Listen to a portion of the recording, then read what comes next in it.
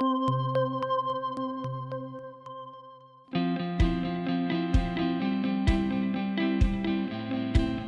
think it's helpful to try and find a mentor for them outside of the organisation. I think it's important that they get some sort of training beforehand, particularly around leadership style and management tools. I do think there's a bit around time management as well, which sometimes gets overlooked.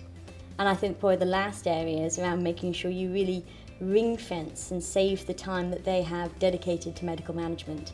All too often clinical work can creep into it and you don't create the space that it needs. It's not just about development to get to the position. I think we all need support, and lifelong development and learning is important. My preference is for inspiring role models, mentorship, coaching, peer support, and then rather than going on a formal leadership programme where you come out with a certificate, I think for me it's around really understanding what's going on and looking at what I need to do to get where I need to get.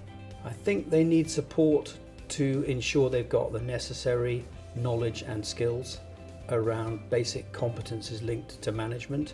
They might not be going to do the management themselves, but they need to understand what it is they're asking the managers they work with to do.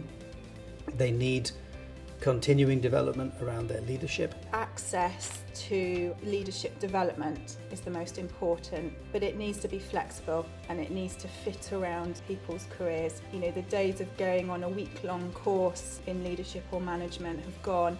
People have busy portfolio careers, you know, they work as clinicians for part of the week, they might come out of their job for 1 or 2 days a week to do some leadership or management. They need leadership development, but they need it in bite-sized chunks and they need it in a way that fits around their career.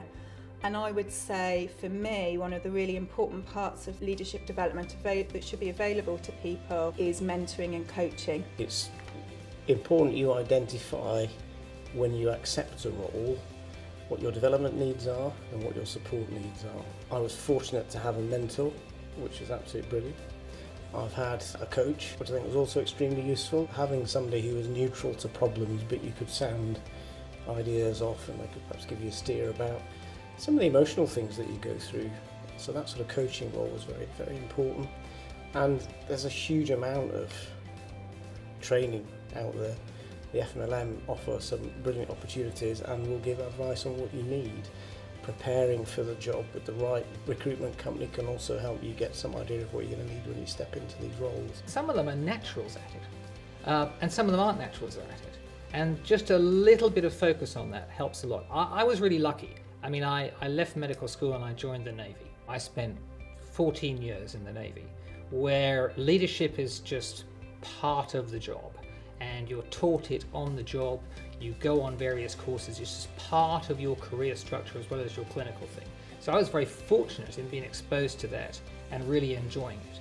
I think if it can become more part of the structure, as the Faculty of Medical Leadership and Management is doing and trying to push, I think ultimately that will have a really great effect on clinicians and in healthcare leaders, because I'm convinced the best people to lead healthcare organisations are clinicians, doctors, nurses, whoever they are, because they understand healthcare, and that's really important.